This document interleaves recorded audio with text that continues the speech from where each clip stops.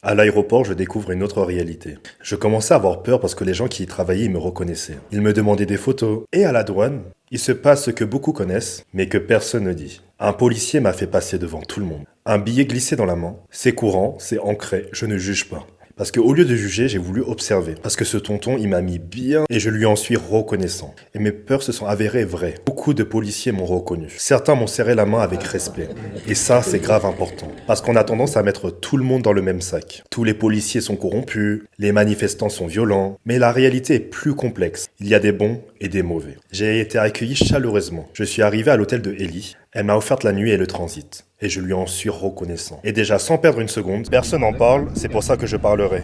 À peine arrivé à Madagascar, nuit blanche, pas le temps de souffler, et directement sur le terrain, je passe à l'action. Quoi? Parce qu'ici, la rue est en train de parler. À 13h, le président Andry Rajoelina a pris la parole. Son discours, évidemment, sera relayé partout sur les médias. Il a dénoncé une super attaque cybercriminelle visant à manipuler la jeunesse, à créer le chaos et à préparer un coup d'État. Il parle d'une révolution portée par des jeunes trop fougueux. Là, du coup, je suis vraiment au milieu. Derrière moi, il y a les militaires. En face, il y a toutes. Ce sont des jeunes avec beaucoup de revendications. On peut voir que le peuple est désarmé.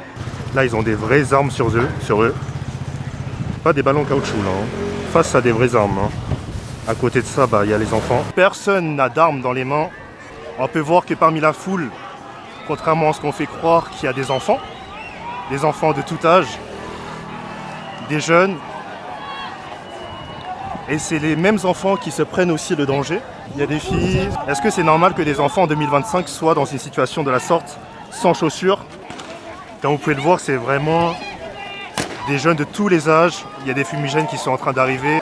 Là, je suis vraiment en direct avec les militaires. Regardez. Oh putain. C'était en direct là.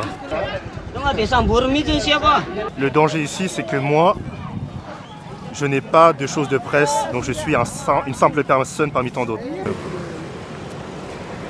Et on peut réellement voir que c'est une manifestation pacifique, parce qu'il suffit de regarder les dispositifs qui viennent de passer devant moi, il suffit de regarder les routes.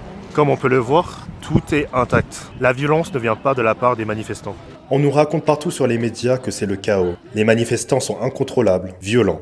À peine arrivé, je vois des gens pacifiques. Les médias, ils prennent que des scènes sorties de leur contexte. Ce que j'ai vécu, c'est un accueil bouleversant. Parce qu'ici, à l'autre bout du monde, en quelques heures, des gens m'ont reconnu, m'ont remercié, m'ont donné de la force. C'est moi qui vous remercie. C'est la preuve de l'impact de l'ère numérique. Ce n'est que le début et demain sera la suite.